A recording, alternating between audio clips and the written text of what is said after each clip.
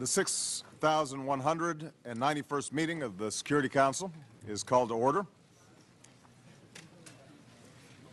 The provisional agenda for this meeting is before the Council in document S/agenda/6191, which reads, quote, maintenance of international peace and security, nuclear proliferation, and nuclear disarmament. Unless I hear any objection, I shall consider the agenda adopted. Agenda is adopted. I wish to warmly welcome the distinguished heads of state and government, the Secretary General, the Director General of the IAEA, ministers, and other distinguished representatives present in the Security Council chamber. Your presence is an affirmation of the importance of the subject matter to be discussed.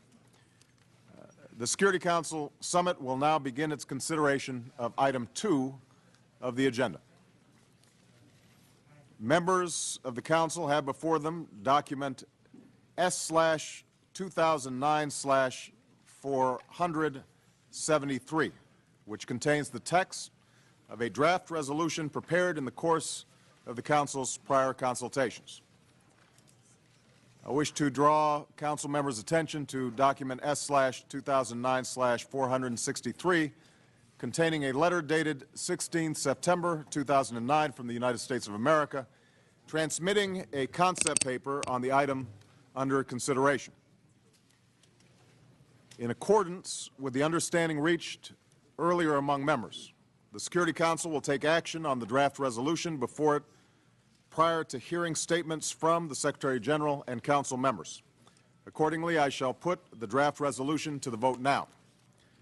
Will those in favor of the draft resolution contained in document S/2009/473 please raise their hand?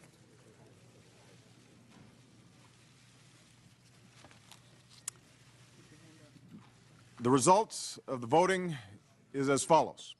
The draft resolution is received.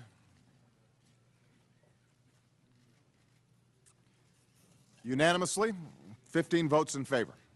The draft resolution has been adopted unanimously as Resolution 1887 of 2009.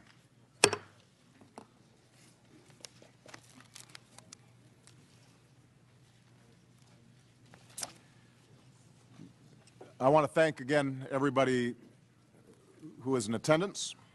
I wish you all good morning. In the 6+ decades that this Security Council has been in existence, only 4 other meetings of this nature have been convened. I called for this one so that we may address at the highest level a fundamental threat to the security of all peoples and all nations, the spread and use of nuclear weapons. As I said yesterday, this very institution was founded at the dawn of the atomic age, in part because man's capacity to kill had to be contained. And although we averted a nuclear nightmare during the Cold War, we now face proliferation of a scope and complexity that demands new strategies and new approaches. Just one nuclear weapon exploded in a city, be it New York or Moscow, Tokyo or Beijing, London or Paris, could kill hundreds of thousands of people, and it would badly destabilize our security, our economies, and our very way of life. Once more, the United Nations has a pivotal role to play in preventing this crisis. The historic resolution we just adopted enshrines our shared commitment to the goal of a world without nuclear weapons, and it brings Security Council agreement on a broad framework for action to reduce nuclear dangers as we work toward that goal. It reflects the agenda I outlined in Prague and builds on a consensus that all nations have the right to peaceful nuclear energy, that nations with nuclear weapons have the responsibility to move toward disarmament, and those without them have the responsibility to forsake them. Today, the Security Council endorsed a global effort to lock down all vulnerable nuclear materials within 4 years.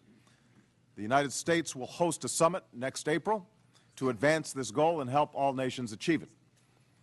This resolution will also help strengthen the institutions and initiatives that combat the smuggling, financing, and theft of proliferation-related materials. It calls on all states to freeze any financial assets that are being used for proliferation, and it calls for stronger safeguards to reduce the likelihood that peaceful nuclear weapons programs can be diverted to a weapons program.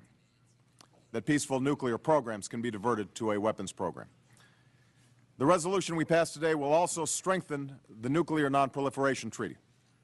We have made it clear that the Security Council has both the authority and the responsibility to respond to violations to this treaty. We've made it clear that the Security Council has both the authority and responsibility to determine and respond as necessary when violations of this treaty threaten international peace and security. That includes full compliance with Security Council resolutions on Iran and North Korea. Let me be clear, this is not about singling out individual nations. It is about standing up for the rights of all nations who do live up to their responsibilities. The world must stand together, and we must demonstrate that international law is not an empty promise and that treaties will be enforced. The next 12 months will be absolutely critical in determining whether this resolution and our overall efforts to stop the spread and use of nuclear weapons are successful. And all nations must do their part to make this work. In America, I have promised that we will pursue a new agreement with Russia to substantially reduce our strategic warheads and launchers. We will move forward with the ratification of the Comprehensive Test Ban Treaty and open the door to deeper cuts in our own arsenal. In January, we will call upon countries to begin negotiations on a treaty to end the production of fissile material for weapons. And the Non-Proliferation Treaty Review Conference in May will strengthen that agreement. Now, we harbor no illusions about the difficulty of bringing about a world without nuclear weapons. We know there are plenty of cynics and that there will be setbacks to prove their point. But there will also be days like today that push us forward, days that tell a different story. It is the story of a world that understands that no difference or division is worth destroying all that we have built and all that we love. It is a recognition that can bring people of different nationalities and ethnicities and ideologies together. In my own country, it has brought Democrats and Republican leaders together. Leaders like George Shultz, Bill Perry, Henry Kissinger, and Sam Nunn, who are with us here today. And it was a Republican president, Ronald Reagan, who once articulated the goal we now seek in the starkest of terms. I quote, "A nuclear war cannot be won and must never be fought. And no matter how great the obstacles may seem, we must never stop our efforts to reduce the weapons of war. We must never stop at all until we see the day when nuclear arms have been banished from the face of the earth." That is our task. That can be our destiny. And we will leave this meeting with a renewed determination to achieve this shared goal. Thank you. In accordance with the understanding reached among Council members, I wish to remind all speakers to limit their statements to no more than 5 minutes in order to enable the Council to carry on its work expeditiously.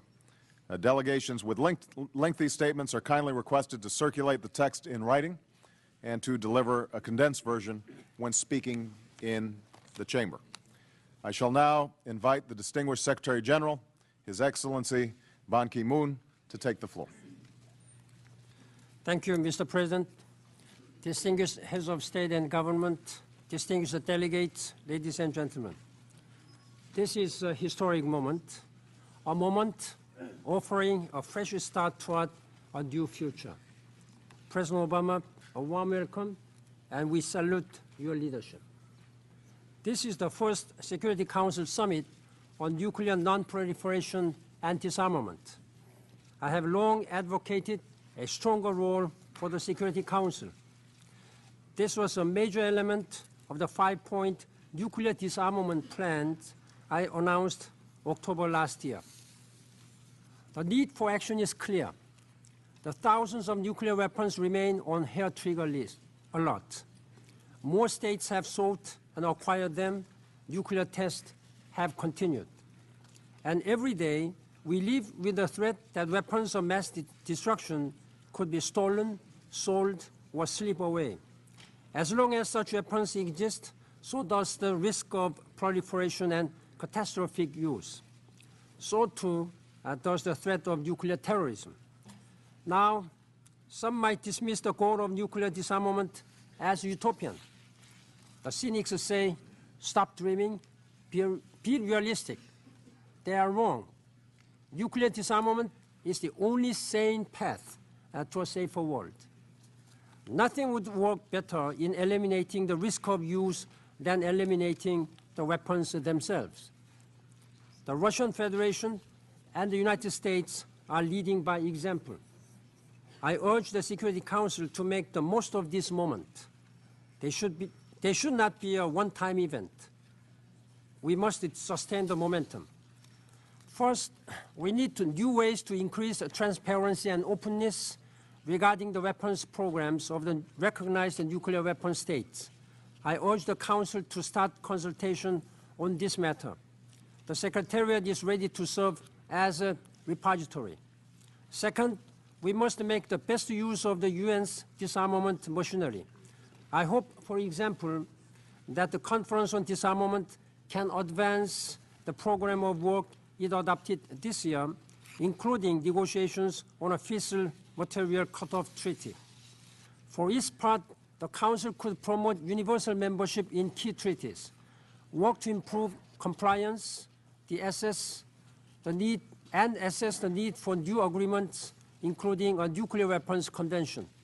It could also strongly reaffirm the need early entry into force of the Comprehensive Nuclear Test Ban Treaty. Third, disarmament and non-proliferation must proceed together. I encourage nuclear weapon states here to consider additional measures to enhance security as a way of leading to total elimination. These could include, for example, ways to achieve the effective verification of the disarmament process. At the same time, we must ensure that the IAEA has the resources and support it needs to implement its growing safeguard responsibilities. For too long, a divided international community has lacked the will, vision, and confidence to move ahead. Together, we have dreamed about a nuclear-free world. Now we must act to achieve it. That starts now. I congratulate the Council for convening this summit. I welcome the adoption of today's resolution, and I again salute the leadership of President Obama. I pledge my continued support and look forward to future meetings on these vital issues here in this Council and beyond, including the crucial 2010 NPT Review Conference. This summit truly adds a new page to the history of this Council. Let us now write a new chapter for peace, security, and safety for all. Thank you very much, Mr. President. I thank the Secretary General for his statement. I invite the distinguished President of the Republic of Costa Rica, His Excellency Mr. Oscar Arias Sanchez, to take the floor. Muchas gracias, señor presidente. Thank you, President. Secretary General, my friends, I welcome this opportunity to speak to you all in the place which is most emblematic of this era. The Security Council is a mixture of hope and fear, something that led to taking measures based on the promise that we would be able to sleep quietly after the most abominable war, the promise contained in Article 26 of the Charter of the United Nations, which says that the Security Council would promote the establishment and maintenance of international peace and security with the least diversion for armaments of the world's human and economic resources. That promise has not yet been kept. While we sleep, death is awake. There are areas where more than 23,000 warheads are being stockpiled as if it were 23,000 open eyes waiting for a slip. Those who are perfecting weapons of mass destruction, instead of destroying them every year, destine millions and billions of dollars to vertical proliferation. Fundamentalists, megalomaniacs, radicals, populists, who base their power on firepower. I am grateful to President Barack Obama for this opportunity to discuss the reduction of nuclear weapons in the world. A large number of Nobel Peace Prize winners have gone a step further. For years, we have been advocating the complete elimination of weapons of mass destruction because we believe that they run counter to the survival instinct of any species. But it doesn't seem reasonable to discuss disarmament at a time when even the existing arrangements are not being honored. So long as we have countries that refuse to ratify the NPT and the CTBT, while others conceal data, stockpile fissile material, and cheat international verification mechanisms, hiding behind sovereignty, so long as there are nuclear tests, so long as the Security Council remains silent while everybody knows. I am thinking, for instance, the clandestine network that was led by Abdul Qadir Khan from Pakistan with complete impunity in open mockery of Resolution 1540. It seems plausible to me to discuss a more safe world while there are other perennially dangerous weapons on item 2 of our agenda. This Council fails to comply with its mandate every single day that it glosses over the arms race. Hundreds of millions of dollars are spent daily on arms and soldiers. More than $42 billion are being spent on conventional weapons that are sold to developing countries, to weak democracies or non-existent democracies that cannot even meet the most basic needs of their own people. Even in Latin America, which has never been so democratic or peaceful, almost $60 million are going to be spent on weapons at a time when the average years of schooling is only 7 and there is such poverty for millions of inhabitants. That is why I ask you to consider the treaty on the transfer of weapons that my delegation has presented to this organization. If we're really worried about terrorist networks having access to nuclear weapons, it's also legitimate for us to worry about rifles, grenades, machine guns, which give power to these networks. Who said that killing thousands in one blow is worse than killing thousands one by one? 20 years ago, I visited the United Nations during my first term as president. At that time, we talked about a world without warheads, a world in which we would finally control the weapons that fueled these fratricidal wars. I'm coming back again as a Rip Van Winkle of the modern age to see that everything has changed except that. Peace is always just out of reach. Nuclear and conventional weapons remain despite all the promises made. It's up to us to make sure that 20 years hence we will not wake up to the same situation. I'm honored to see that the biggest nuclear weapons merchants in the world are here today, but I'm not talking to the weapons sellers today. I'm talking to the leaders of humanity, to those who have the responsibility of placing principle above utility and to create a world where we can finally sleep in peace. Thank you. I thank His Excellency, President Arias Sanchez, for his statement. I now invite the distinguished President of the Republic of Croatia, His Excellency Mr. Stepan Mesic, to take the floor. Mr. Chairman, Mr. Secretary General, Excellencies, colleagues, ladies and gentlemen, it is a great honor for me to present, on behalf of the Republic of Croatia, the views on the issue that has been put on the agenda of today's session. I take this opportunity to pay tribute to the United States and to you personally, President Obama, for the initiative to discuss in the Security Council the very delicate issue of nuclear non-proliferation. If this session brings us just one step forward on the path towards a world free of nuclear weapons, a world that you, Mr. President Obama, have in a visionary manner set as the objective we should aspire to, then we have succeeded. I state, even if we get one single step closer to this objective, since the journey towards a world free of nuclear weapons is not, cannot be, and will not be easy, simple, or brief.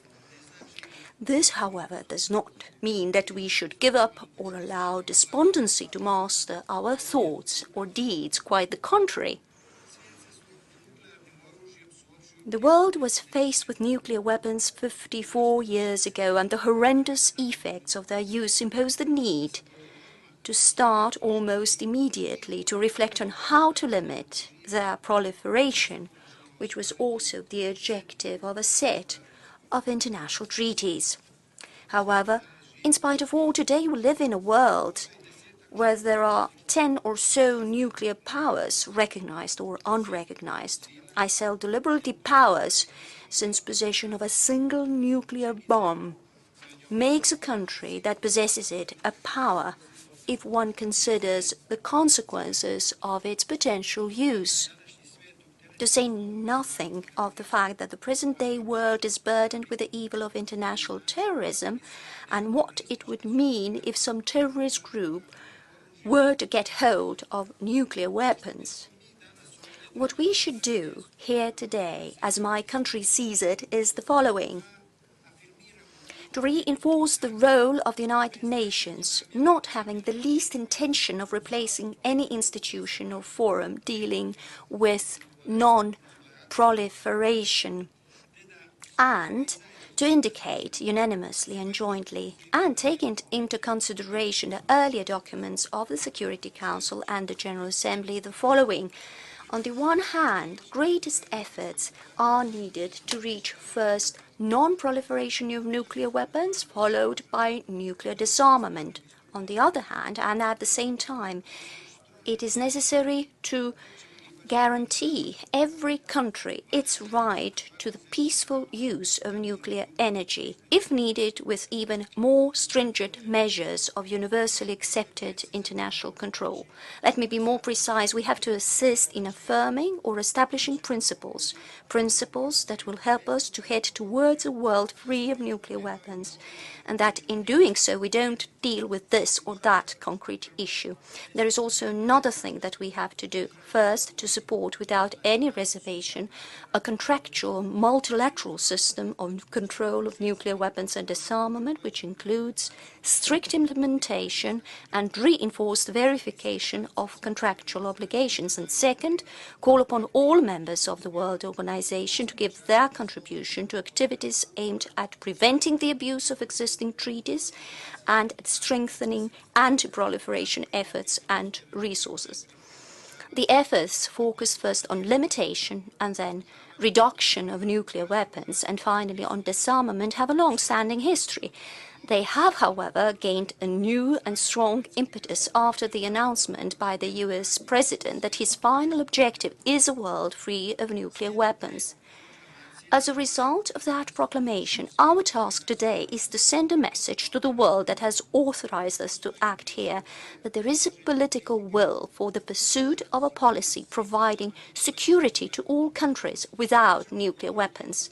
Thereby, we shall also respond to long-standing efforts of participants of the Nuclear-Free World campaign, where I include also the Secretary-General, as well as non-governmental organizations, civil society, current and former political leaders, parliamentarians, and finally scholars, trade unions and students. Our objective is peace and security. This objective cannot be reached if the threat of nuclear weapons exists, and the decades of the Cold War, when admittedly, thanks to the balance of fear, we had global peace but not security, are the best proof of it. The Republic of Croatia is prepared to give its maximum contribution to efforts aimed at achieving this objective. As a member of the generation having experienced the Second World War and remembering all later local wars and crises that threatened world peace, I can just add that this is something that we owe to those who come after us. When we leave, let us bequeath to them a better world, a world free of nuclear weapons. Thank you. I thank His Excellency, President Mesic, for his statement. I now invite the distinguished President of the Russian Federation, His Excellency Mr. Dmitry Anatolyevich Medvedev, to take the floor. Thank you. Ladies and gentlemen, I expect that the current meeting of the UN Security Council, convened on the initiative of the U.S. President Barack Obama, will help address many problems in the international community, first and foremost in the sphere of nuclear non-proliferation and disarmament. I think that today it's obvious to all that the issues of security are indivisible, divisible, and global. And security is affected not only by conflict situations in certain regions of the world, but also by instability in individual countries. And if we want collective efforts of the international community to be built on objective forecasts and to be efficient, we must learn about each other and openly discuss the accumulated problems, comprehensively analyzing them and jointly developing well-thought-out decisions. It is precisely the goal of the UN Security Council resolution we've just adopted. The measure contains a realistic program of action for the international community to efficiently respond to common threats in the nuclear sphere. Russia has always been a reliable and predictable partner in the area of nuclear non-proliferation and disarmament. In the limitation of Russia and the USA have carried out unprecedented reductions of strategic nuclear arsenals within the framework of the Treaty on the Reduction and Limitation of Strategic Offensive Arms. In doing so, we've repeatedly stated and reiterated our readiness to move forward to reduce the number of delivery vehicles of strategic offensive arms more than threefold. Our proposals have been tabled in negotiations that we're holding with the U.S. And we are prepared to work on all interested parties will work with us. Today's meeting is ushering in a time of large-scale and serious work that I am convinced will dramatically improve the situation in the world.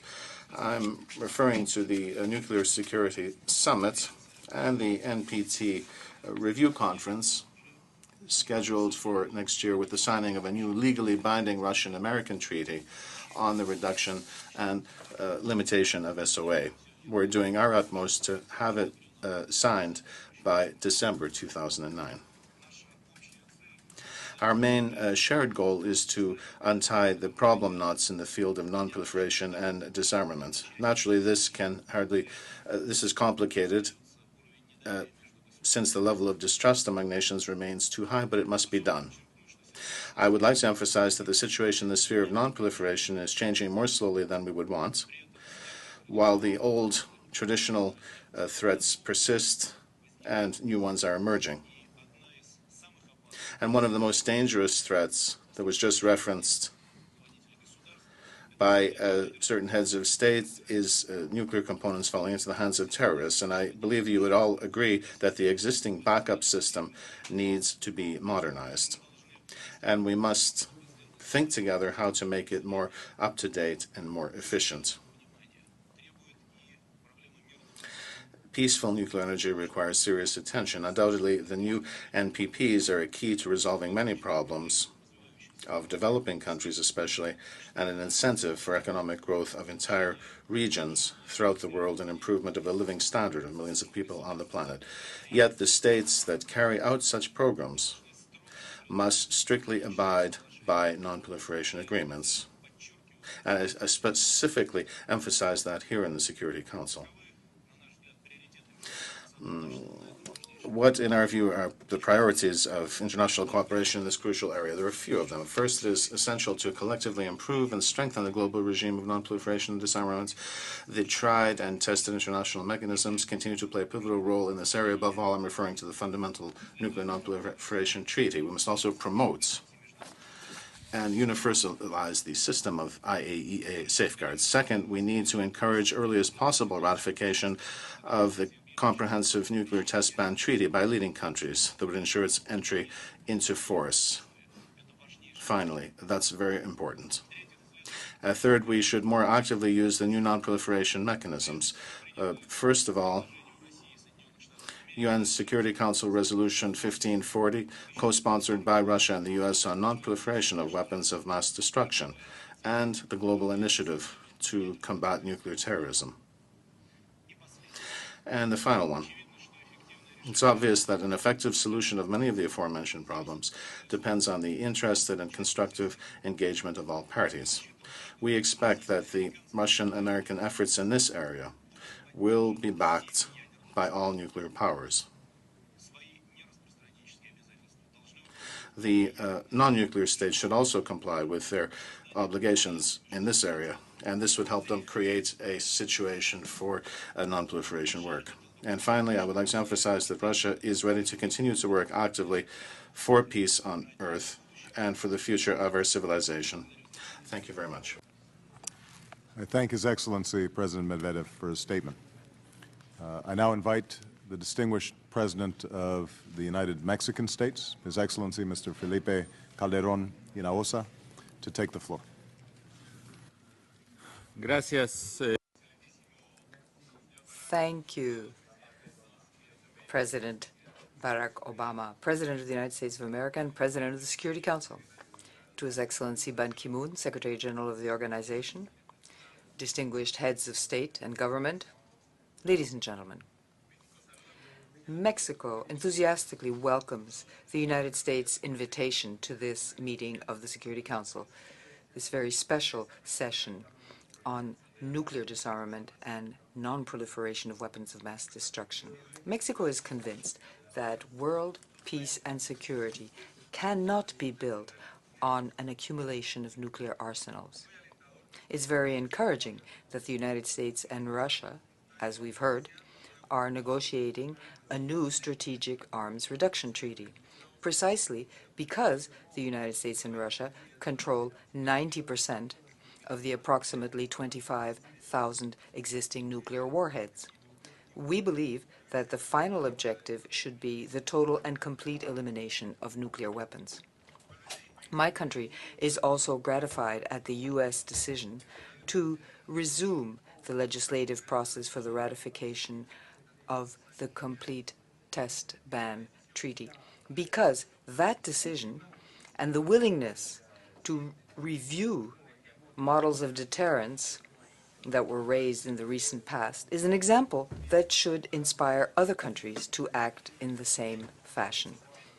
And similarly, we also value the decision to reconsider projects that just generate fear and doubt in humanity.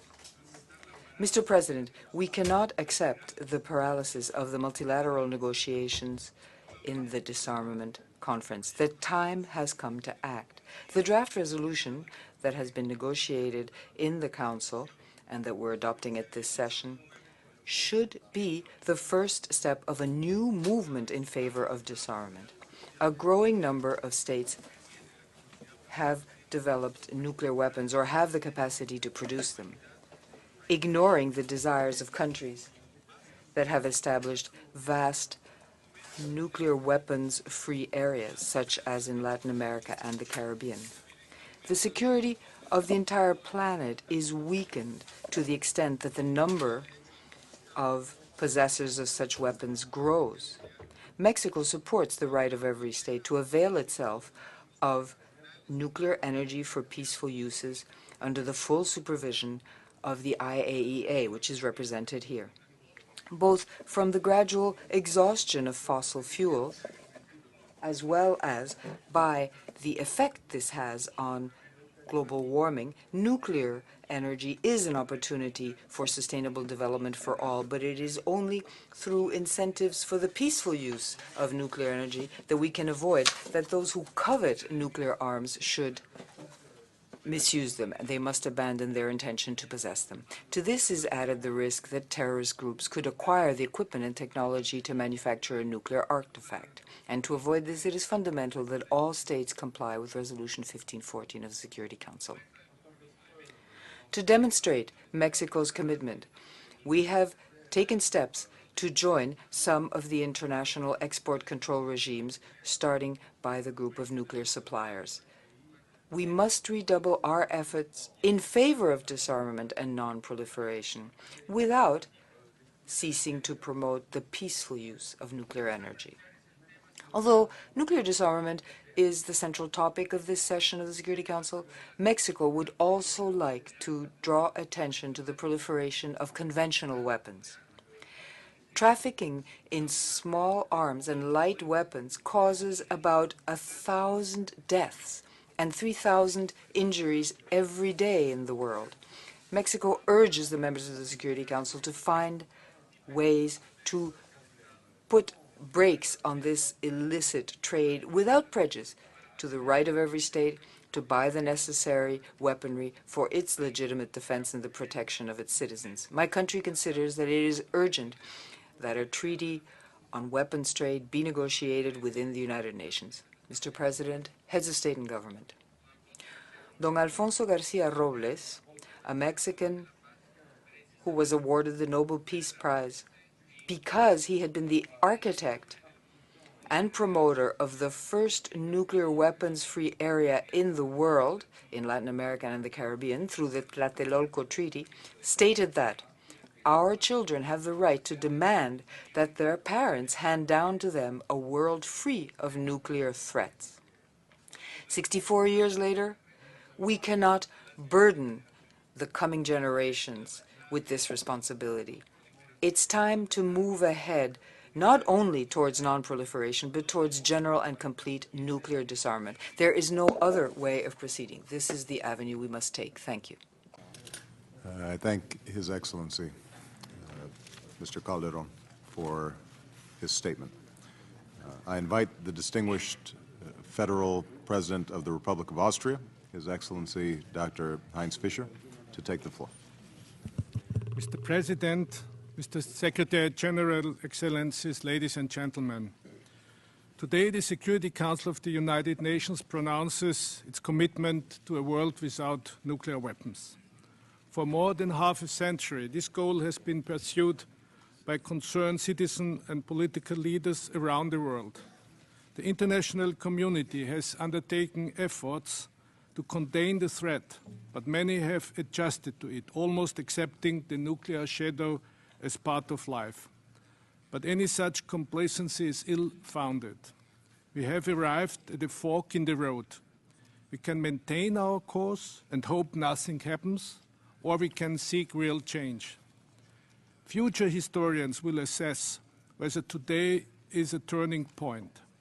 This will not depend on words spoken, but on the deeds that follow. In May 2010, the international community will convene at the NPT Review Conference in New York. There, we will have to agree on measures that enable progress towards a nuclear weapon-free world. For Austria, the following points are particularly paramount. First, the prospect of a world without nuclear weapons must become a goal shared by all states. Austria supports the idea of a nuclear weapons convention equipped with a sophisticated verification mechanism. In the meantime, the NPT remains the core of the global nuclear disarmament and non-proliferation regime. But to fulfill its functions effectively, it must be strengthened, it must be institutionalized, and it must become universal. Second, The nuclear weapon states must reduce their arsenals. As you, Mr. President, noted in Prague, I quote, "Words must mean something." The words enshrined in Article 6 of the NPT have to be taken serious. There have been positive developments, yes, but nuclear weapon states must do more. Third, we must devise a process for entry into force of the Comprehensive Nuclear Test Ban Treaty.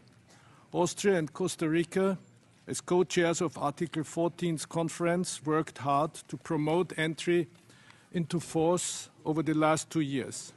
This will only be possible, however, with the political commitment of the states that still need to ratify. Fourth, we must enable the Conference on Disarmament in Geneva to negotiate a fissile material cut-off treaty. As current president of the conference, Austria will make every effort to promote this goal. But to achieve progress, the support of all its members is necessary. Fifth, our capabilities to prevent nuclear materials from proliferating to states and non-state actors must improve. Security Council Resolution 1540 needs better implementation. Austria welcomes its comprehensive review next week. Most importantly, we must enhance the International Atomic Energy Agency's monitoring and verification capabilities and ensure strict export control for sensitive material and technologies. In view of the presence of Director General El Baradei here today, let me thank him warmly and very outspoken for his excellent work as head of the agency over the last 12 years in Vienna. Thank you. 6. Finally, we must strengthen trust and confidence. Nuclear weapon-free zones contribute significantly to sustainable stability. Regions like the Middle East would benefit from such a regime. Ensuring that arms control mechanisms operate in a fair and transparent manner is crucial. Austria's proposal to multilateralize the nuclear fuel cycle under the control of the Atomic Energy Agency could help to avoid crises of trust, such as those with regard to the Iranian and North Korean nuclear program. For clarification, I would like to underline that paragraph 11 of this resolution refers to those countries that have decided to use nuclear energy for peaceful energy reasons, what is not the case in Austria. Mr. President, Austria is very satisfied that this resolution we just adopted is a strong text, a positive contribution to the ongoing disarmament process. But resolutions are not enough. Every state must accept responsibility and active participation. And I promise Austria's support will be there. You can also count on the European Union, with its well-known position on these issues and its deep commitment to strengthening the multilateral system. And we can rely on civil society, which throughout the years remained a motor behind disarmament efforts. Mr. President, today we have identified our goals for the future. We now need the energy, the commitment, and the persistence to move forward. The support by heads of state and government at this table today makes me confident that all together we can reach our goals. Thank you, Mr. President. I thank His Excellency President Fischer for his statement. I now invite the distinguished President of the Socialist Republic of Vietnam, His Excellency Mr. Nguyen Minh Triet, to take the floor.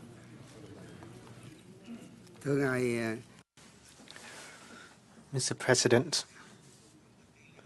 Mr. Secretary General, Vietnam welcomes the initiative taken by President Barack Obama of the United States, President of the Security Council in September 2009, to convene this summit at the Security Council on nuclear non-proliferation and nuclear disarmament. The 20th century saw the birth of nuclear weapons and their deadly devastation. The century also witnessed an all-round nuclear arms race that not only increased tension in international life and wasted resources that could have otherwise been used for development, but also posed to the entire world an unprecedented danger of extermination. It was also the 20th century that witnessed a world movement with broad participation of governments, organizations, and individuals demanding the elimination of nuclear weapons, opposing nuclear war for the preservation of peace. Invented by man, but right since its birth, nuclear weapons have always been a threat to mankind itself and strongly rejected. Yet, there still exists a nuclear stockpile capable of destroying the entire world many times over. The situation of proliferation of nuclear weapons is undergoing new and complex developments. The risk of nuclear weapons falling into the hands of terrorist groups is increasing. Over the past decades, the world's military spending has increased by 45%, while expenditures for nuclear armament has been many times greater than that for Millennium Development Goals, which we set to prevent, mitigate, among others, hunger, degradation of environment, adverse climate change, pandemics affecting the lives of billions of human beings.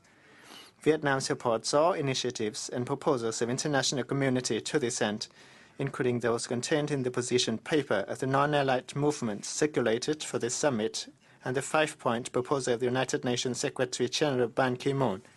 I would like to take this opportunity to emphasize the following. Firstly, the prevention of nuclear war and nuclear disarmament leading to the total elimination of nuclear weapons continue to be the earnest aspiration and an urgent demand of mankind. Nuclear weapon states, military alliances, those countries with major military capabilities bear primary responsibilities. Vietnam shares the international community's desire for bilateral, multilateral, and multilateral plans for early substantial reduction of nuclear stockpiles and for the assurance of security for non-nuclear weapon states against the use and threat the use of nuclear weapons.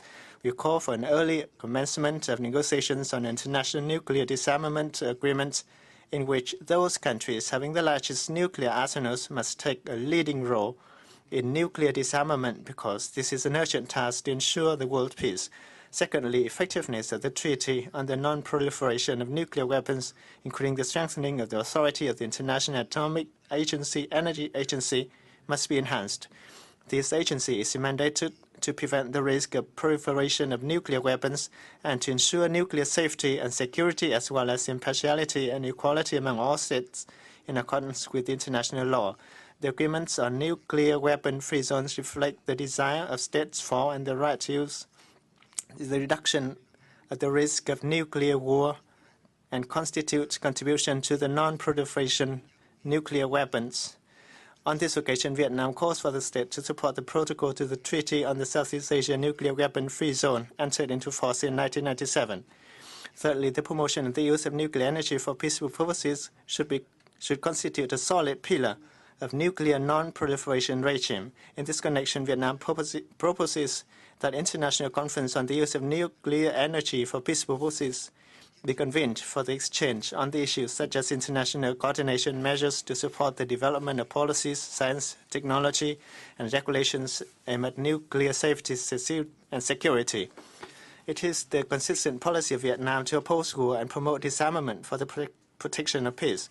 This policy reflects the earnest desire of the Vietnamese people who have always harbored peace but have suffered great losses from wars, and who therefore desire peace not only for themselves but for mankind. Vietnam is a party to all international treaties on prohibition of weapons of mass destruction and is highly appreciated for the serious implementation of its commitments, including those under the Security Council resolutions. Men who invented nuclear weapons must bear the responsibility of eliminating them so that we can live in a peaceful world. Vietnam pledges to contribute its utmost to our common efforts to achieve this noble objective. Thank you very much. I thank His Excellency President Minh Triet for his statement. I invite the distinguished President of the Republic of Uganda, His Excellency Mr. Yoweri Kaguta Museveni, to take the floor. Mr. President, Excellencies, I will not read my statement because I will then repeat what the other leaders have said. Instead, I will make 4 points. Point number 1, I thank President Obama for convening this special session of the Security Council to discuss this very important topic. Secondly, it is clear that the possession of nuclear weapons is the main cause of other countries wanting to acquire nuclear weapons. It is not logical to say that a few of us should possess nuclear weapons and others should not. I'm therefore very pleased to hear that some of these countries which have nuclear weapons are saying that they are aiming at getting rid of all the nuclear weapons. Action leads to reaction. Reaction leads to counter-reaction. So if you look at the history, how did it all start? Germany wanted nuclear weapons to dominate the world with those weapons. The United States beat Germany to those weapons first. They used them. Then Soviet Union had to acquire the weapons in order to balance the United States. Then China, and so on. So you can see that the main cause of nuclear proliferation is actually the possession of those weapons. Number 3, the NPT is based on 3 principles which I think are very good: non-proliferation, disarmament, and peaceful use of nuclear energy. Now, finally, I want to inform this Security Council that Africa is interested not in nuclear weapons, but in nuclear energy. The reason we are interested in nuclear energy is that if you take all the rivers in Africa, the total capacity of the hydropower there is about 300,000 megawatts. We are going to be 1.3 billion Africans by 2020. Now, if you take the United States, who are only 300 million people, they are now using 1 million megawatts. But all the rivers in Africa have got a potential of only 300,000 megawatts.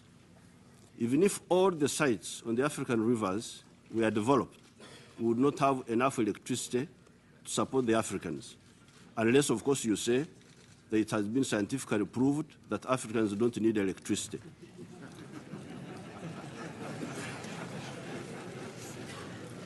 But if you do not take that absurd conclusion, then it is clear that Africa will have to use all sources of energy, including nuclear energy. Some people are talking of solar energy, but a kilowatt hour of solar energy is now at about 40 American cents. Yet a kilowatt hour of nuclear or hydro is about 5, 4, 6 cents. So therefore, nuclear energy is of great interest to Africa. I thank you very much. I thank His Excellency President Museveni for his statement. And I also thank, by the way, all the leaders for staying within their time. I invite the distinguished President of the People's Republic of China, His Excellency Mr. Hu Jintao, to take the floor. Mr. President, dear colleagues, the current international security environment is complex and fluid. Nuclear proliferation remains a pressing issue, and nuclear disarmament a long and arduous task. To realize a safer world for all, we must first and foremost remove the threat of nuclear war. I wish to propose in this connection that we make efforts in the following 5 areas. First, maintain global strategic balance and stability, and vigorously advance nuclear disarmament. All nuclear weapon states should fulfill in good faith obligations under Article 6 of the Treaty on the Non-Proliferation of Nuclear Weapons, and publicly undertake not to seek permanent possession of nuclear weapons. Countries with the largest nuclear arsenals should continue to take the lead in making drastic and substantive reductions in their nuclear weapons. The Comprehensive Nuclear Test Ban Treaty should be brought into force at an early date, and negotiations on the Fissile Material Cutoff Treaty should start as soon as possible. When conditions are ripe, other nuclear weapon states should also join the multilateral negotiations on nuclear disarmament. To attain the ultimate goal of complete and thorough nuclear disarmament, the international community should develop, at an appropriate time, a viable, long-term plan composed of phased actions, including the conclusion of a convention on the complete prohibition of nuclear weapons. Second, abandon the nuclear deterrence policy based on first use of nuclear weapons and take credible steps to reduce the threat of nuclear weapons. All nuclear weapon states should make an unequivocal commitment of unconditionally not using or threatening to use nuclear weapons against non-nuclear weapon states or nuclear weapon-free zones, and conclude a legally binding international instrument in this regard. In the meantime, nuclear weapon states should negotiate and conclude a treaty on no first use of nuclear weapons against one another. Third, consolidate the international nuclear non-proliferation regime and prevent proliferation of nuclear weapons.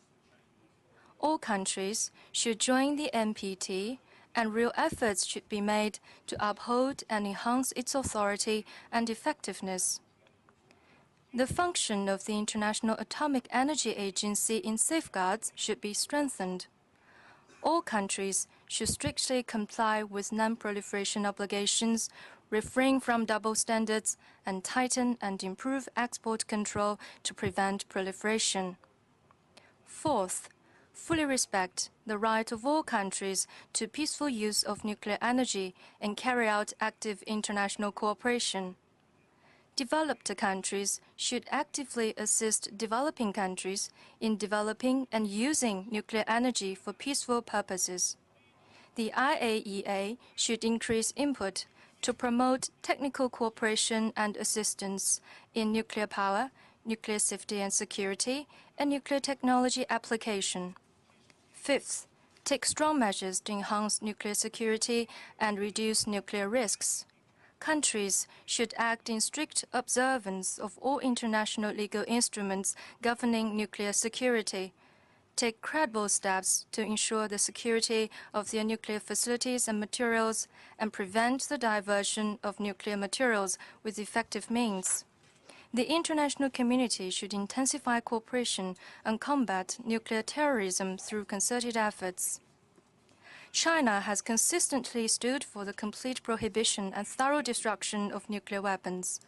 I wish to take this opportunity to solemnly reiterate that China is firmly committed to a nuclear strategy of self-defense. We have adhered to the policy of no first use of nuclear weapons at any time and under any circumstance, and made the unequivocal commitment that we will unconditionally not use or threaten to use nuclear weapons against non-nuclear weapon states or nuclear weapon-free zones. China does not participate in any form of nuclear arms race. We will continue to keep our nuclear capabilities at the minimum level required for national security, make efforts to advance the international nuclear disarmament process. China will continue to play a constructive role in upholding the international nuclear non-proliferation regime.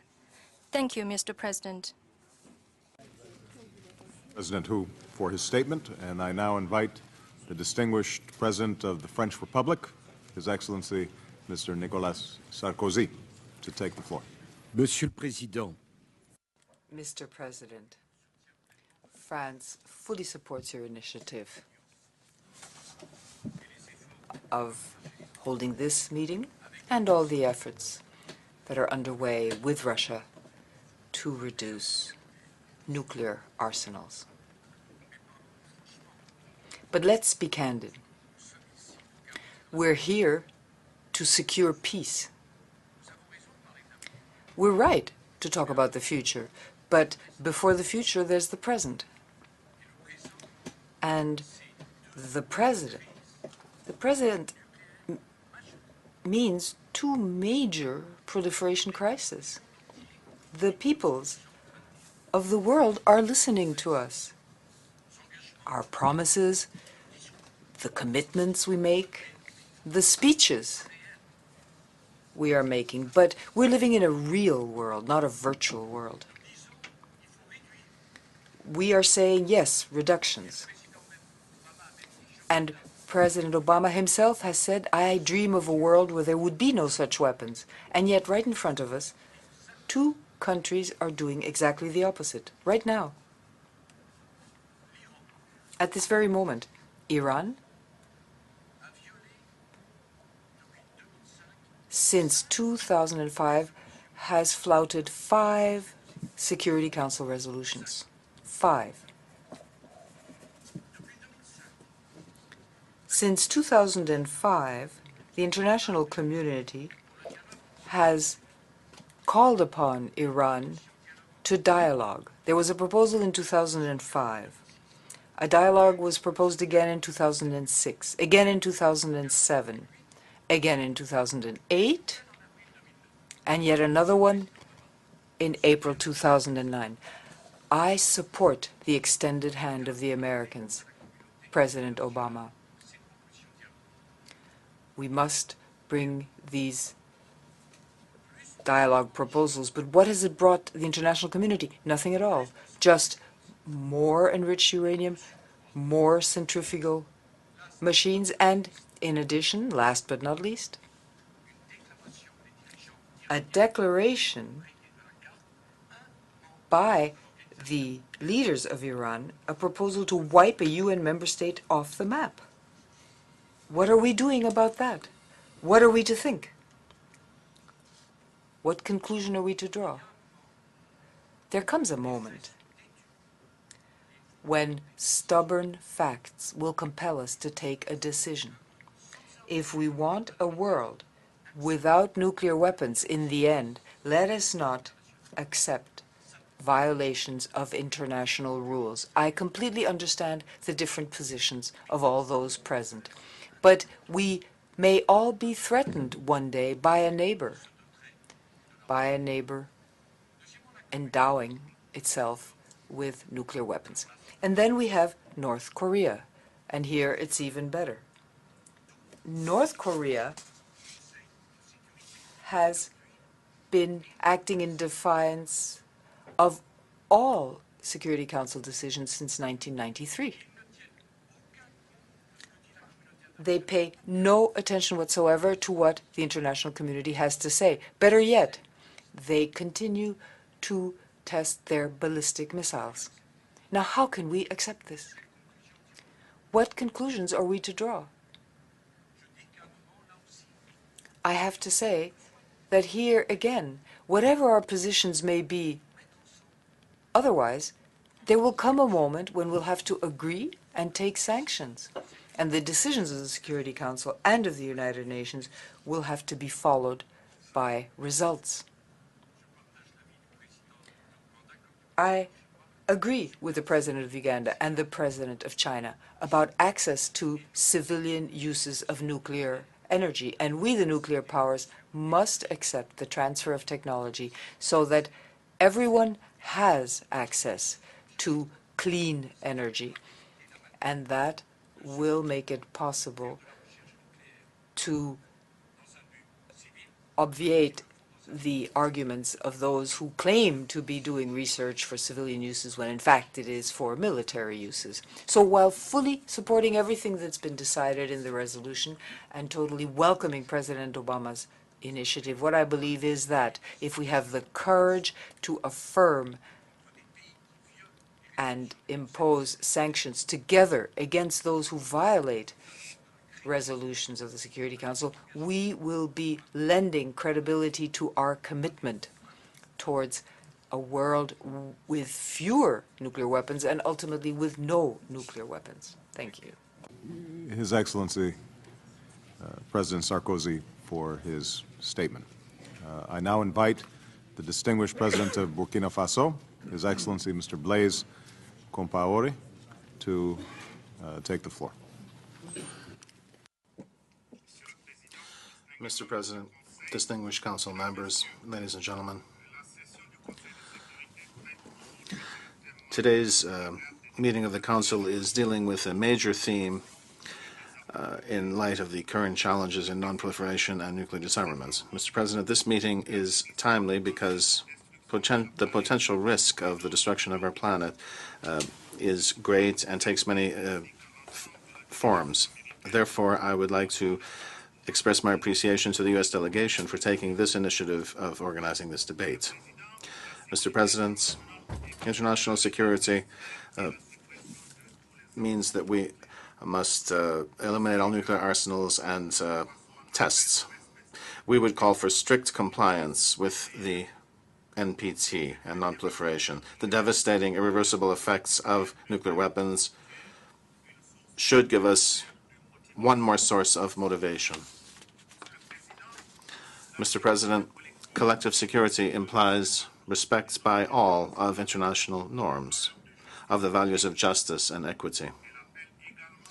We also need to do some deeper thinking in the following areas: how to persuade states to give up acquiring WMDs at a time when nuclear programs are being developed and tests are being carried out by other countries. How do you conceive a civilian nuclear program without causing suspicion and mistrust? How do you prevent nuclear materials from falling into rough and irresponsible hands? Stopping the illicit trafficking of nuclear, biological, or chemical weapons by non-state actors or terrorist groups is, in fact, a credible threat for all of mankind. Therefore, it's important to pool and to intensify our efforts to provide for the effective implementation of measures taken to combat this scourge. Our collective responsibility has been engaged, of course, and we must therefore assume it fully with courage and perseverance.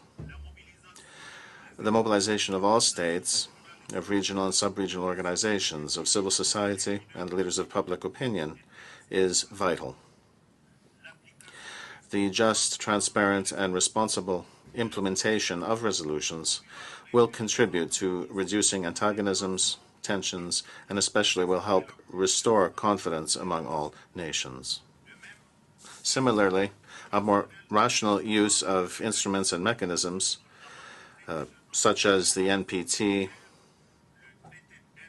the CDBT, and the Disarmament Conference, all of this will help make the planet safer. Mr. President, your dedication to building a world free of nuclear threats, as well as the dynamic engaged between the USA and the Russian Federation, will help us succeed in our negotiations in terms of reducing nuclear arsenals in the two countries. Mr. President, the establishment of the IAEA met the need to save the world from the deleterious use of the atom and to benefit from nuclear energy for peaceful purposes. Now more than ever, we must invest in this. We must support the agency and make civilian nuclear energy, which every state has a right to, an effective developmental tool. This is the will that justified the adoption in 1996 of the Pelindaba Treaty, bringing in a nuclear weapons-free zone in Africa. With the energy crisis, a chance should be given to African states to have access to nuclear energy for civilian purposes. Mr. President, the question of non-proliferation and nuclear disarmament is at the heart of the issue of maintaining international peace and security. The Security Council has a particular role to play herein. Under the UN Charter, it must assume this with objectivity and effectiveness. Mr. President, well aware of the force of your convictions, your personal commitment for multilateralism, your opinions, and your courageous initiatives on disarmament, I remain convinced that you will be able to assume the necessary leadership for the implementation of the deliberations today. And along these lines, you will have Burkina Faso's full cooperation. Thank you very much. I thank His Excellency President Compaoré for his statement. I now invite the distinguished Prime Minister of the United Kingdom of Great Britain and Northern Ireland, His Excellency the Right Honourable Gordon Brown, to take the floor. With the unanimous agreement today, with the leadership of President Obama, and with the great speeches that have been made round this table, we are sending a united, unequivocal, and undivided message across the world today that we as leaders of nuclear weapon states and non-nuclear weapon states are together committed to creating the conditions for a world free from nuclear weapons. And today's meeting is also a recognition that we are at a decisive moment. We face the risks of a new and dangerous era of new state nuclear weapon holders and perhaps even non-state nuclear weapon holders. So as we prepare for next year's summit in Washington and the review conference of the Non-Proliferation Treaty, and I'm pleased to say with the advice that we have received from great statesmen who are here today, Mr. Schultz, Mr. Perry, Mr. Kissinger and Mr. Nunn, as well as all the countries round this table, I believe we should be prepared to act now to renew and refresh for our times the global bargain that is at the heart of the Non-Proliferation Treaty. It's a bargain under which we affirm the rights and responsibilities of those countries which forgo nuclear weapons, and it's a bargain under which there are tough responsibilities to be discharged by nuclear weapon states. And I think there are three elements to the renewal of the Non-Proliferation Treaty. First, we have to be clear that civil nuclear power remains an essential part of any solution to the challenges of climate change and energy security, that means that access to this affordable, safe and dependable energy source must be expanded. And as we have heard from Africa today, we should be prepared to offer access to civil nuclear power to non-nuclear weapon states. In doing so, I believe we must, as an international community, be completely confident that we are able to ensure effective mechanisms for multilateral control of the entire fuel cycle, safeguarding fissile material, preventing proliferation, with tough and immediate sanctions for those who break the rules. Our country has recently published ideas on how this might be done and how we might establish a new partnership between industry, academia and governments to solve the technical and policy challenges in this area. And I hope others will join us in this work. And second, accompanied with access of non-nuclear power states to civil nuclear power, we must strengthen the non-proliferation regime. For increased access to civil nuclear power must not mean increased risk of further proliferation of nuclear weapons. I believe the lesson of recent months is we cannot stand by when Iran and North Korea reject the opportunities of peaceful civil nuclear power and instead take steps to develop nuclear weapons in a way that threatens regional peace and security. Today, I believe we have to draw a line in the sand. Iran must not allow its actions to prevent the international community from moving forward to a more peaceful era. And as evidence of its breach of international agreements grows, we must now consider far tougher sanctions together. I believe that in future the onus of proof must be on those who breach the Non-Proliferation Treaty, and we must give the International Atomic Energy Authority the resources it requires to meet and discharge its responsibilities. I hope we can also make more progress on securing entry into force of the Comprehensive Test Ban Treaty and make real advances on a fissile material cut-off treaty. And we must make collective action together to enhance nuclear security globally to ensure terrorist groups cannot get access to nuclear materials. And I warmly welcome President Obama's initiative to hold a summit on nuclear security next year. Today, the United Kingdom has deposited with the United Nations our instrument of ratification of the Convention on Nuclear Terrorism, and I hope other countries will follow. But there is a third obligation in these future negotiations. Nuclear armed states must pursue active disarmament with a credible roadmap that will command the confidence of all the non-nuclear weapon states. We should commit to making irreversible the steps on disarmament we've already taken. We should work together to map out the next steps on the road to the elimination of nuclear weapons. Credibility is the key, and the International Atomic Energy Authority already undertakes detailed inspection. We need to be more transparent if we are rapidly and verifiably to reduce nuclear weapons globally. Now, the United Kingdom has already taken some major steps towards disarmament, reducing by 75% the explosive power of our stockpile. France has made important progress too. And of course, the United States and Russia have made strong progress in negotiating a New START treaty. The current plan to reduce warhead stockpiles to less than 1,500 should in our view be followed by further reductions of all nuclear weapon types. Thereafter, we believe in expanding the talks to include all other countries. Britain is determined to play its part in full, making our deterrent part of a broader negotiation, and we stand ready to participate and to act. And I pledge today that the United Kingdom will retain only the absolute minimum credible and continuing nuclear deterrent capability. And as a demonstration of that pledge, I can say that today, subject to technical analysis and to progress in multilateral negotiations, my aim is that when the next class of submarines enters service in the mid-2020s, our fleet should be reduced from 4 boats to 3. I have therefore directed our National Security Committee to report to me before the end of this year. This conference today recognises we are at a watershed moment. The choices being made now by each nation will determine whether we face a future arms race or a future of arms control. But if we rise to this challenge, then our generation that has known all too often only the horrors of conflict and the perils of proliferation, will be remembered not for the years of tension, but for the years of progress. And we will be remembered for the time we came together to secure the future of our world for generations to come. Thank you. I thank His Excellency, Prime Minister Brown, for his statement. I now invite the distinguished Prime Minister of Japan, His Excellency, Mr. Yukio Hatoyama, to take the floor. Thank you, Mr. President.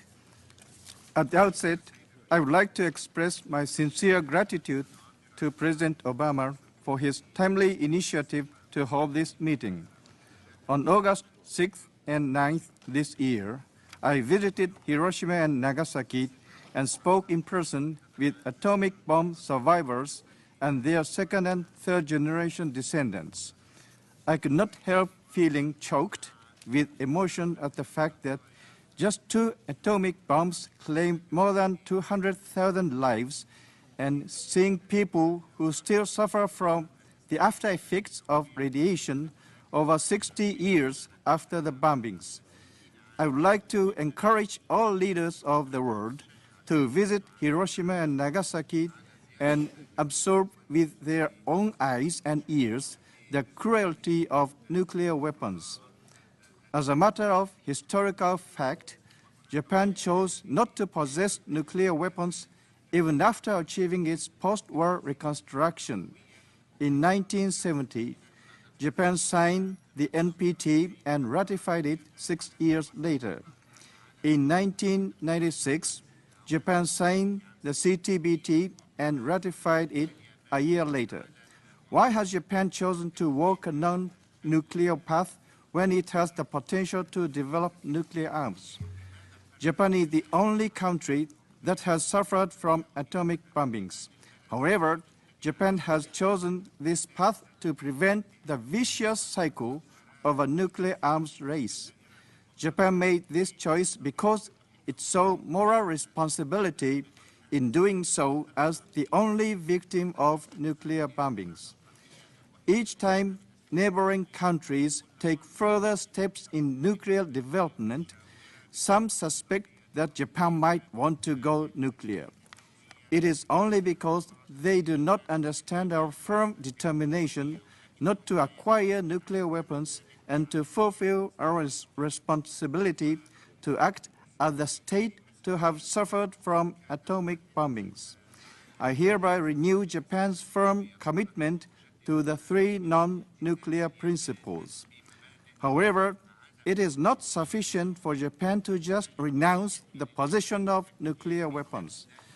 Despite our wish for the elimination of nuclear weapons, nuclear weapon-holding states still possess a large amount of nuclear arsenal, and the world remains under the threat of nuclear proliferation. It is the harsh reality that efforts for nuclear non-proliferation have come to a critical moment in the face of challenges such as the nuclear issue of the DPRK and Iran, and the risk of terrorists acquiring nuclear material and technology. Thus, Japan should take the lead in the pursuit of the elimination of nuclear weapons.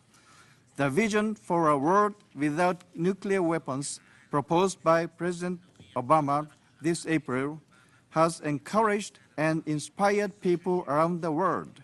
It is high time for us to take action. First, Japan calls upon nuclear weapon-holding states to reduce their nuclear arsenals. Progress in ensuring transparency and in disclosing information would enable confidence building, creating a virtuous cycle for further nuclear disarmament. The creation of a nuclear weapon-free zone, when coordinated between the 5 nuclear weapon states, P5, and non-nuclear weapon states in the region, would also contribute to nuclear disarmament and non-proliferation, and consequently to global and regional peace and security as stated in today's resolution. Second, Japan strongly encourages the early entry into force of the CTBT and the immediate commencement of negotiations on a fissile material cutoff treaty.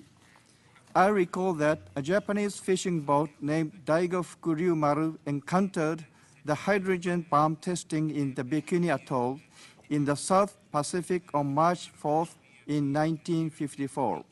Freezing the capability of nuclear hubs to produce nuclear weapons by an FMCT would contribute to both nuclear disarmament and non-proliferation. It also constitutes an indispensable measure to make the NPT regime more universally equitable. We have no time to waste. Third, Japan itself will engage in active diplomacy to lead international efforts in nuclear disarmament and non-proliferation. For example, Japan will submit a draft resolution on nuclear disarmament to the UN General Assembly, support the activities of the International Commission of Nuclear Non-Proliferation and Disarmament, co-chaired by Madam Kawaguchi of Japan and Mr. Evans of Australia, and promote efforts to strengthen the skills, expertise, and resources of the IAEA. I wish to express my respect for the role played by IAEA Director General Al-Baradei. I also wish to express my trusted confidence in and strong support for the soon-to-be new Director General, Ambassador Amano. Fourth, Japan will take resolute response to nuclear proliferation activities. The DPRK's nuclear development poses a grave threat to the peace and security of Japan and the international community and must not be tolerated. Japan will take necessary measures to implement the UN Security Council Resolution 1874 more effectively. Japan is also concerned about the nuclear issue of Iran. In this regard, the UN Security Council plays an increasingly important role, and Japan calls for the strengthening of the Council. Furthermore, Japan will contribute to the Nuclear Security Summit to be held next year. Fifth, as stated in the resolution adopted today, it is necessary to reduce the risk of proliferation and to adhere to the highest level of standard in each area of nuclear safeguards, security, and safety when using nuclear energy for peaceful purposes. The period up to the NPT review conference in May next year will be critically important in testing the ability of the international community to take pragmatic steps forward towards nuclear disarmament and non-proliferation. All the nations of the world, with or without nuclear weapons, have the responsibility to take action towards nuclear disarmament and non-proliferation. Thank you very much. I thank His Excellency Prime Minister Hatayama for his statement. I now invite the distinguished Prime Minister of the Republic of Turkey, His Excellency Recep Tayyip Erdogan, to take the floor. Mr. President, distinguished delegates, it gives me distinct pleasure to be here today, and let me, at the outset of my remarks, extend my sincere thanks to President Obama for his initiative to convene this UN Security Council summit focusing on nuclear disarmament and non-proliferation, as well as nuclear safety and security. The summit gives us an opportunity to discuss these issues which require global attention and attention at the highest level. And these factors make this meeting very pertinent and timely. We have a common responsibility vis-à-vis humanity on these subjects. Mr. President, 40 years ago, when the threat of nuclear destruction was hovering over the fortunes of mankind in greater magnitude than today, leaders of the world were united to come up with the Nuclear Non-Proliferation Treaty, which was indisputably one of the most important treaties of the 20th century. This treaty is very important because it reflects mankind's universal and fundamental desire for peace and security. And today, it remains as relevant and indispensable as it was 40 years ago, with its three mutually reinforcing pillars: non-proliferation, nuclear disarmament, general and complete disarmament, and peaceful use of nuclear energy. Over the years, much has been achieved along these lines. However, there is still the need to bolster the integrity and credibility of the NPT regime. Therefore, I believe that today's meeting is going to be an important opportunity to demonstrate our readiness to achieve these goals and demonstrate a strong global ownership. And I believe that it will re-energize the international community and lead to new initiatives towards the NPT review conference next year. Mr. President, there is a need for an incremental and sustained approach with respect to nuclear disarmament. In this regard, the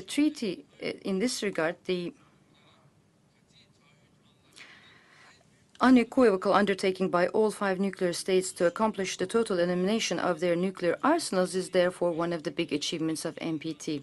This responsibility now must be upheld, building on Article 6 of the treaty and the 13 practical steps for nuclear disarmament agreed upon in the year 2000. It is in this context that we welcome and encourage the efforts to replace the START with a new legally binding instrument.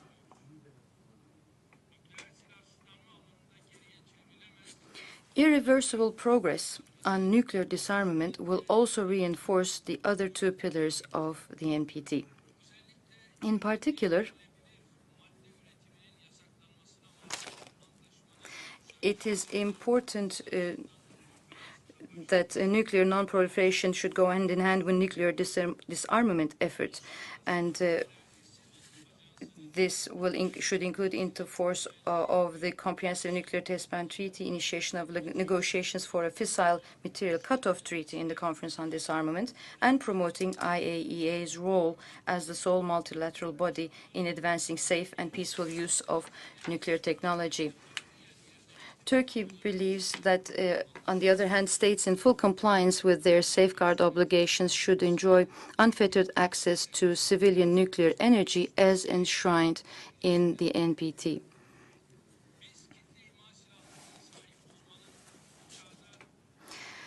We believe that having weapons of mass destruction in this day and age is not going to bring additional safety or security to any country. To the contrary, they are endanger peace and stability. It is for that reason that Turkey believes that it is very important to have nuclear-free zones, especially and starting with the Middle East, and we continue to support such activities in all areas, particularly in the Middle East.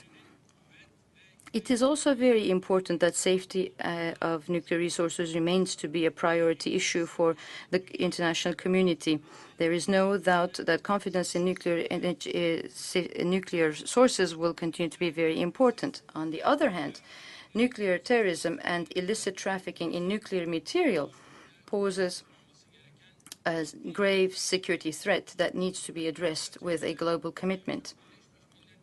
Within this framework, we should work on a comprehensive and mutually reinforcing approach with the utilization of available UN and IAEA conventions as well as applicable multilateral instruments. The UN Security Council Resolution 1540 and its effective implementation is thus of great importance. Mr. President, I would like to take this opportunity to say that we support the resolution which we have voted on against this background. Thank you. I thank His Excellency Prime Minister Erdogan for his statement. I now invite the distinguished permanent representative of the Libyan Arab Jamahiriya, His Excellency Mr. Abdurrahman Mohammed Salgam, to take the floor. Thank you, Mr. President. Mr. President Barack Obama, heads of state and government, Secretary General, Director General El Baradei. At the outset, allow me to express the appreciation of the Libyan delegation to hold this summit and for preparing the draft resolution we just voted on. Mr. President, my country undertook a historic initiative when it voluntarily ceased production of the nuclear bomb it was on the verge of producing. It thus made a very good service to international peace and security. The decision was taken proceeding from the deep belief in the primacy of mankind's peace over any limited national motivations. Libya deserves the thanks and appreciation of the world. Libya must be helped to use nuclear energy for peaceful purposes. Indeed, furthermore, Libya, because of this great motivation to maintain international peace and security, Libya deserves a permanent seat in the Security Council because of its great service to international peace and security.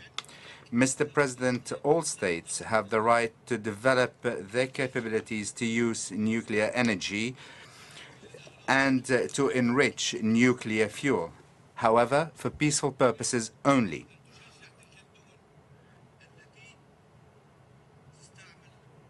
States must be encouraged to use nuclear energy for peaceful means. However, The world cannot accept attempts by any state to produce nuclear weapons. Mr. President, as brother leader Muammar al-Gaddafi stated before the General Assembly yesterday, the International Agency for Atomic Energy must inspect all states, including those possessing nuclear weapons. Its role must not be limited to non-nuclear states alone.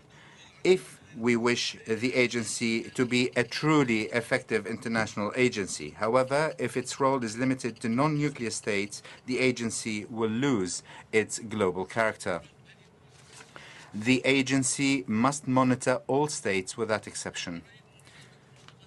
We want the Middle East to be a nuclear weapon-free zone, a fully free zone.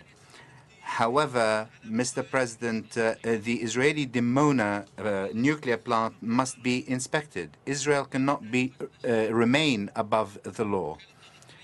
IAEA must have open access to Dimona. Otherwise, all the states of the Middle East will say, we have the right to acquire nuclear weapons. Why Israel alone? Mr. President, nuclear energy is just another type of energy, just like oil and natural gas. States requiring energy, as President Museveni stated, must be helped to use this important source of energy, however, for peaceful purposes alone. At the same time, we cannot accept the use of such energy as a weapon threatening mankind. In conclusion, we support the paper presented by the Non-Aligned Group to the summit, and I thank you, Mr. President, for your initiative, and let me express our appreciation for the U.S. delegation in preparing the draft resolution we voted upon this morning. Thank you, sir. I thank His Excellency Ambassador Salgam for his statement. I shall now give the floor to the Director General of the International Atomic Energy Agency, Mr. Mohammed El-Baradei, in accordance with Rule 39 of the Provisional Rules of Procedure of the Council. Thank you very much, Mr. President.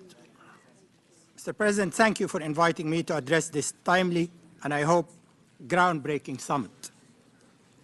I'd like to thank you for taking this courageous initiative, an initiative that rekindles hope for a world at peace with itself, and a security system that is balanced, equitable, and humane.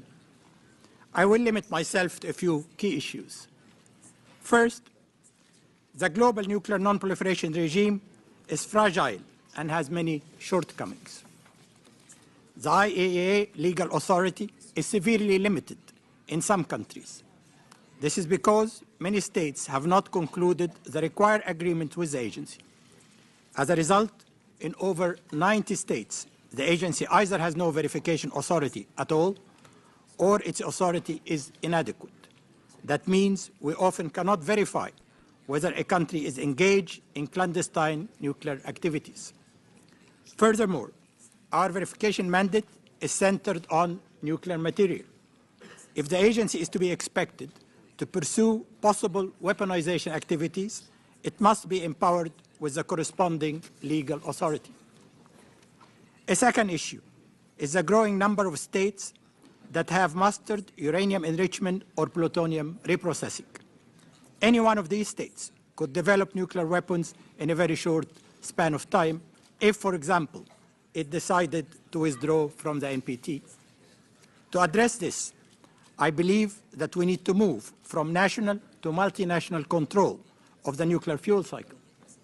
As a first step, I have proposed the establishment of a low-enriched uranium bank to assure states a guaranteed supply of nuclear fuel for the reactors so that they might not need their own enrichment or reprocessing capability. A number of complementary proposals have also been made in that regard.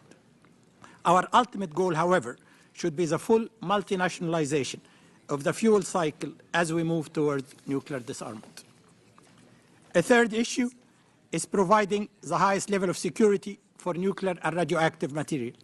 In my view, the biggest risk the world faces today is of extremists getting hold of such material. More than 200 incidents of illicit trafficking, losses, or thefts were reported to the IAEA last year, and this might be only the tip of the iceberg. We need to intensify our effort to secure vulnerable nuclear and radioactive material, and your initiative to secure such a material within 4 years could not come anytime sooner. A fourth issue is the need to strengthen the IAEA. I should emphasize that at the current level of funding, the IAEA will not be able to fulfill its mission in nuclear verification and security. The agency infrastructure is dilapidated, and we lack state-of-the-art technology key to modern-day verification. A fifth issue is that the IAEA cannot do its work in isolation. It depends on a supportive political process with the Security Council at its core. The Council needs to develop a comprehensive compliance mechanism to address in a consistent and systematic manner cases of non-compliance with safeguard obligations or of countries withdrawing from the NPT. This should include giving the agency the additional authority it may need to deal with specific cases.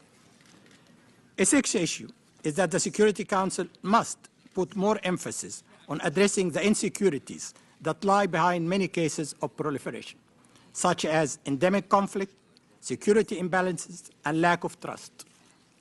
Finally, I'm grateful to see nuclear disarmament back on the top of the international agenda. And I would like to express my gratitude to the four horsemen, Schultz, Kissinger, Nunn, and Perry, for their pioneering work and statesmanship and their contribution to make this environment a reality. I'm also grateful to see a recognition of the intrinsic link between nuclear disarmament and non-proliferation, an idea you, Mr. President, have expressed quite often. By demonstrating their irreversible commitment to achieving a world free from nuclear weapons, the weapon states can greatly contribute to the legitimacy of the non-proliferation regime and gain the moral authority to call on the rest of the world to curb the proliferation of these inhumane weapons. To turn the ideas discussed today into action will require an environment of mutual trust, which I hope this summit will help to create. Thank you very much. I thank Mr. Alverde for his statement. There are no other speakers inscribed on my list. I want to thank all the participants for their contributions to this meeting. My thanks go particularly to all the distinguished heads of state and government, the Secretary General, the Director General of the IAEA. The statements that we heard today, I think, affirm our commitment to a difficult but achievable goal. And I am inspired and encouraged by the seriousness with which all of you have approached this question. I am extraordinarily encouraged by the unanimous adoption of the resolution. Words alone will not get the job done, but us having affirmed our stated goal, I'm confident that if we are diligent, that we can, in fact, move this process forward and provide the sort of peace and security for our children and our grandchildren that all of us so desperately want. So I want to thank all of you again for your participation. And with that, this meeting is adjourned.